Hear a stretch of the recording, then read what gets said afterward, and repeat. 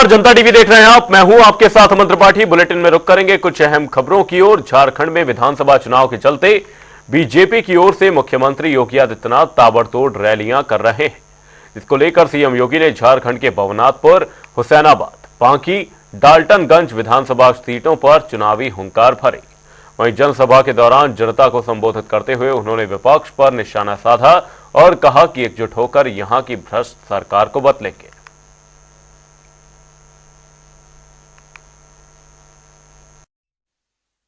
आज प्रातः काल से ही मुझे झारखंड के अंदर अनेक चुनावी सभाओं को संबोधित करने का अवसर प्राप्त हुआ है।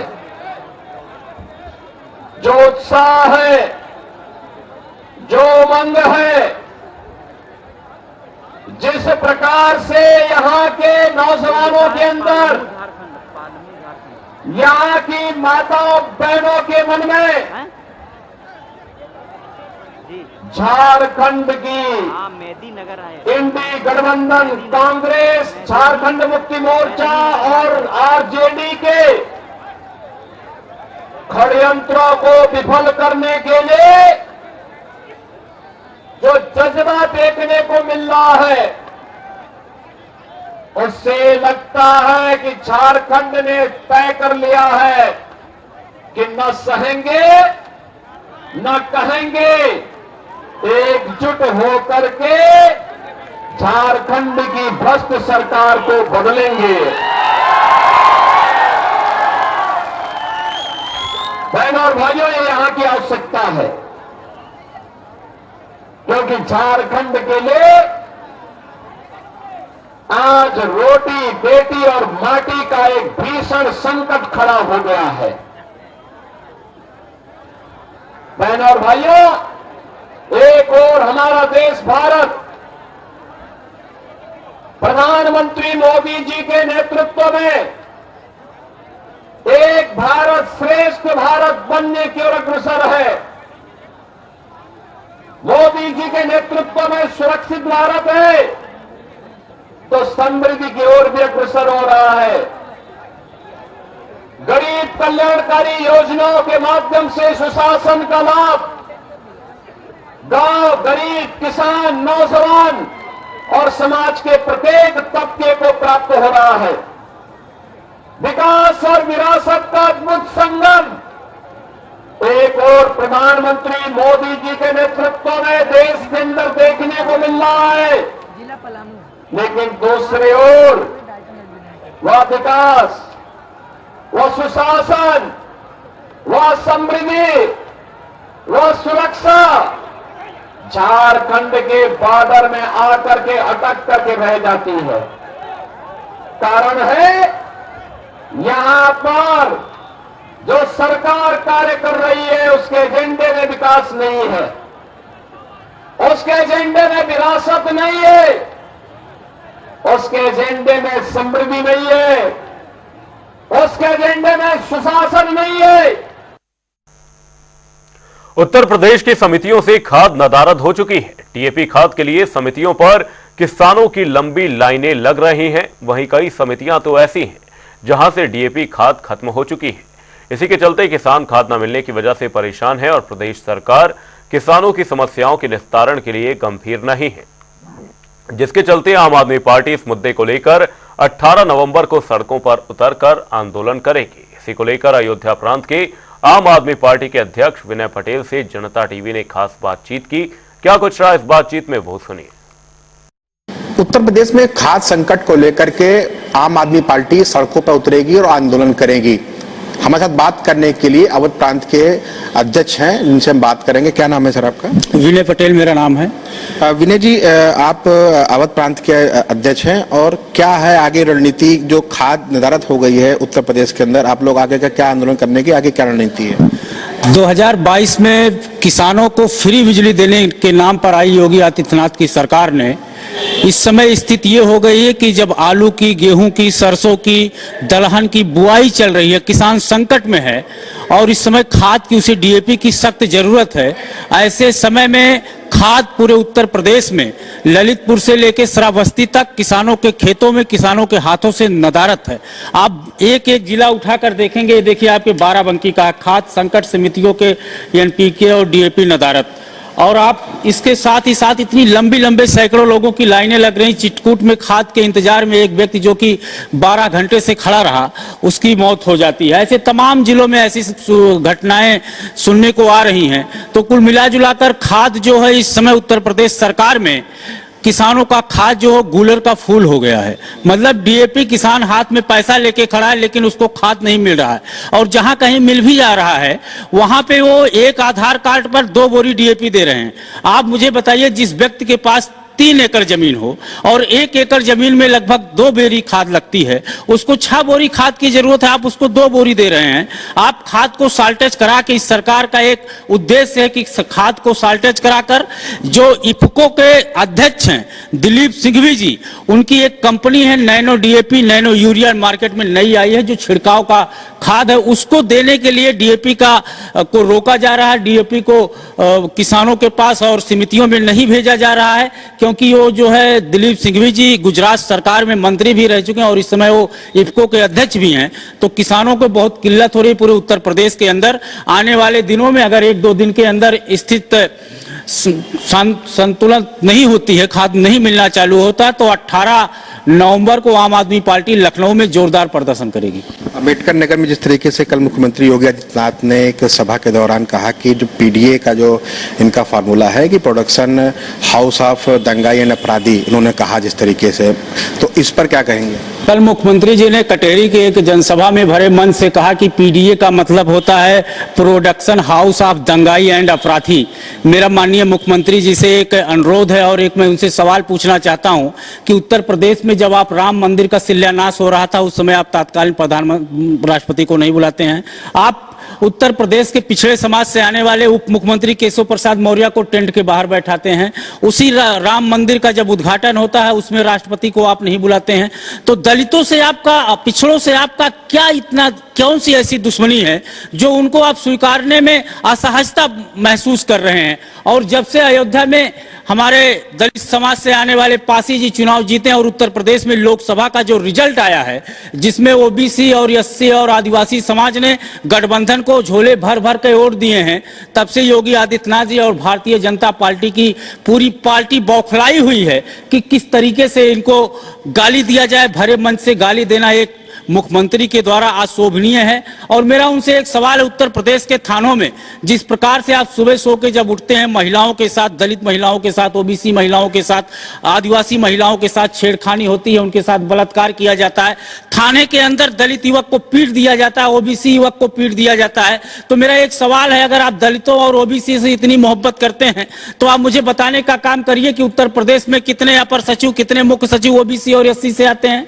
आप मुझे बताने का काम करिए कि कितने डीएम, एसडीएम और कितने कमिश्नर जो है आदिवासी, दलित और ओबीसी से आते हैं। आप मुझे बताइए कि उत्तर प्रदेश के 75 जिलों में लगभग 1500 से ज्यादा थानों में कितने थाना अध्यक्ष और कोतवाल ओबीसी और एससी और दलित से आने के क्षेत्र से आने वाले होते हैं। लेकिन आप जो है पूरे पीडीए को, पूरे दलित समाज को, पूरे ओबीसी समाज को आप दंगाई और अपराधी बोल दे रहे हैं। और आपके संरक्षण में जीने वाले अपराधी, मैं इनका नाम लेके आज कह रहा हूं कि आप मुझे बताइए क्या है, ओबीसी, दलित और एससी समाज से आते हैं। कुलदीप सिंह सेंगर 28 मुकदमे, ब्रजेश सिंह 106 मुकदमे, धनंजय सिंह 46 मुकदमे, राजा भैया 31 मुकदमे, डॉक्टर उभयभान सिंह 83 मुकदमे, अशोक चंदेल 37 मुकदमे, विनेश सिंह 34 मुकदमे, ब्रिजभूषण सिंह 84 मुकदमे, चुलबुल सिंह 53 मुकदमे, सोनू सिंह 57 मुकदमे, मोनू सिंह 48 मुकदमे, अजय सिंह सिपाही 81 मुकदमे, पिंटू सिंह 23 मुकदमे। ये सब अपराधी किस समाज से आते हैं? ये दलित समाज से आते हैं, ये ओबीसी समाज से आते हैं, ये आदिवासी समाज से आते हैं। इनके घर पे बुलडोजर कब चलेगा? तो इतनी नफरत मुख्यमंत्री जी के अंदर जो भरी हुई दलितों और ओबीसी के खिलाफ, ये ठीक नहीं है। क्योंकि ये चुनाव जो है, आगे भी आप लोग देख चुके हैं कि संघ प्रमुख ने भी कहा आरक्षण को खत्म करने की जरूरत है, आरक्षण में संशोधन करने की जरूरत है। तो भाजपाइयों के द्वारा ओबीसी, दलितों और आदिवासियों के प्रति जो घृणा है वो समय समय पर निकलता रहता है। इस उपचुनाव में भी भारतीय जनता पार्टी और मुख्यमंत्री योगी आदित्यनाथ जी को मुंह की खानी पड़ेगी और इंडिया गठबंधन समाजवादी पार्टी के सभी प्रत्याशी भारी बहुमत से जीतेंगे। धन्यवाद। तो ये थे अवध प्रांत जो अयोध्या के विनय पटेल, जिन्होंने बताया कि जिस तरीके से सरकार की ओर से तमाम दावे किए जाते हैं कि समितियों में पर्याप्त खाद है, सभी चीज़ों के, वो दावे कहीं ना कहीं जो है उनकी पोल खुल रही, क्योंकि सभी समितियों से खाद गायब है और किसानों को वापस लौटा पड़ रहा है। और इसके चलते वो आम आदमी पार्टी जो है उनके नेतृत्व में पूरे प्रदेश में आंदोलन करेगी। कैमरा पर्सन आशीष के साथ मैं अंकुश जायसवाल, जनता टीवी, लखनऊ। आगामी महाकुंभ 2025 को भव्य बनाने के लिए तेजी से सभी विभाग काम कर रहे हैं और संगम नगरी में आने वाले श्रद्धालुओं की सुरक्षा के मुद्दे रेलवे ने भी तैयारी तेज कर दी है। वहीं रेल विभाग प्रयागराज जंक्शन पर मॉक ड्रिल करा रहा है, जिससे किसी भी विषम परिस्थिति में निपटा जा सके और अगर कोई श्रद्धालु घायल होता है तो उसे फौरन इलाज मिल सके। इस रिपोर्ट में देखिए। महाकुंभ 2025 को लेकर जहां सारे विभाग तेजी से अपना काम कर रहे हैं और बात करी जाए महाकुंभ की तो सुरक्षित और स्वच्छ कुंभ की भी बात हो रही है। तो ऐसे में जहां कल एनडीआरएफ ने मॉक ड्रिल करी और लोगों को प्रशिक्षित किया था, तो आज प्रयागराज जंक्शन के प्लेटफॉर्म नंबर 1 पर भी लोगों को प्रशिक्षित किया जा रहा है। यहाँ के जो स्टाफ है कि अगर जिस समय महाकुंभ होगा अगर कोई अप्रिय घटना होती है तो कैसे उनकी सुरक्षा की जाए श्रद्धालुओं को। हमारे साथ यहाँ पर पीआरओ अमित सिंह हैं, उनसे बात करेंगे। आज आप लोग जो यहाँ मॉक ड्रिल करा रहे हैं, किस तरह से ये रिएक्शन प्रशिक्षित किया जा रहा है, क्या खास व्यवस्था है? देखिए, आगामी महाकुंभ में किसी भी विषम परिस्थिति से निपटने के लिए हमारे यहाँ आरएटी टीम और क्यूआरडी टीम बनाई गई हैं। ये टीमें निरंतर अपना मॉक ड्रिल करती रहती हैं ताकि जब भी हमें किसी परिस्थिति का सामना करना पड़े तो किस तरह से रिएक्ट करेंगे। इसी क्रम में आज हमारी रैड टीम है, वो आप देख रहे हैं सामने प्लेटफॉर्म पे रिहर्सल कर रही है कि यदि कोई पैसेंजर घायल हो जाता है तो उस भीड़ में किस तरह से उसको लेके हम फर्स्ट एड दिलाएंगे और किस तरह से एम्बुलेंस तक ले जाएंगे। तो ये एक निरंतर प्रक्रिया है, इसको करते रहते हैं ताकि किसी तरह कोई असुविधा किसी को ना हो।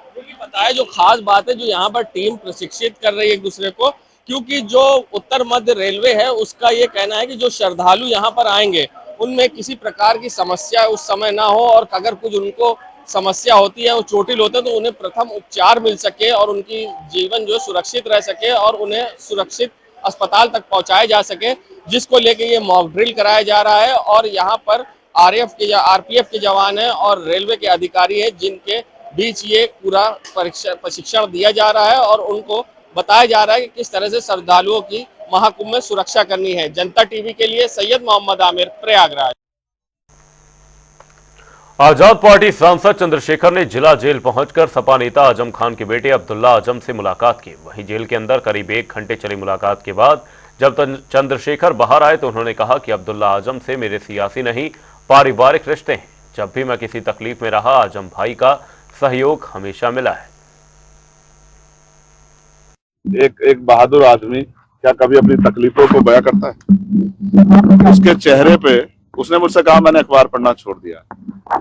उसने मुझसे कहा कि मैंने परिवार के लोगों को कहा कि मैंने यहाँ मुलाकात करने मत आना, क्योंकि मैं जिस लड़ाई में हूँ अन्याय के खिलाफ, उसमें कोई भी कीमत चुकानी पड़े मैं पीछे नहीं हट सकता। और उन्होंने कहा अगर नए मुकदमे जिस तरह से लग रहे हैं, सरकार उन पर दया कर रही है नए मुकदमे लगा के, तो कह रहे चाहे कितने मुकदमे लग जाए मैं हर लड़ाई लड़ने के लिए तैयार हूँ, लेकिन अपने लोगों के लिए मैं जो लड़ाई हमारी चली आ रही लंबे समय से वो जारी रहेगी, उससे पीछे नहीं हटेंगे। अभी आपने कहा कि कुछ लोग साथ नहीं दे रहे हैं, किसकी तरफ इशारा था? नहीं, मेरा एडमिनिस्ट्रेशन और जो सिस्टम है उससे मैं वो कर रहा हूँ। आप अखिलेश जी की तरफ मत ले जाइए, मैं सिर्फ ये सिस्टम से सवाल खड़ा कर रहा हूँ कि जो सिस्टम है न्यायपालिका पर हम भरोसा करते हैं, लेकिन अगर जज साहब कहें कि हम मजबूर हैं, हमारे ऊपर दबाव है, तो फिर न्याय कैसे मिलेगा? मुझे एक खतरा और है, ये मेरा पर्सनल है, मेरे बहादुर छोटे भाई ने मुझसे नहीं कहा।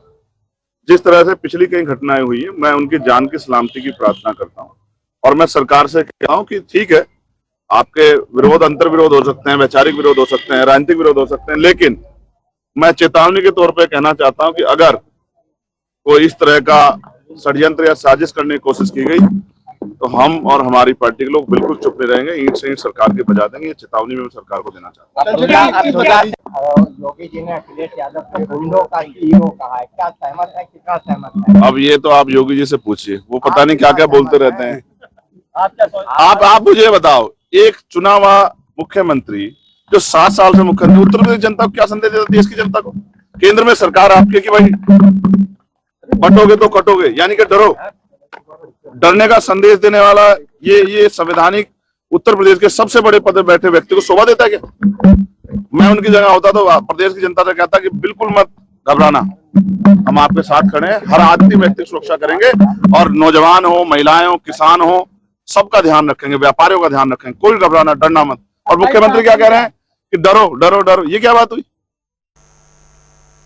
प्रदेश में पराली जलाने का सिलसिला शुरू हो चुका है। पराली जलाने से हवा दूषित हो जाती है, साथ ही कोहरे जैसी स्थिति भी उत्पन्न होती है, जिससे लोगों को सांस लेने में परेशानी का सामना करना पड़ता है।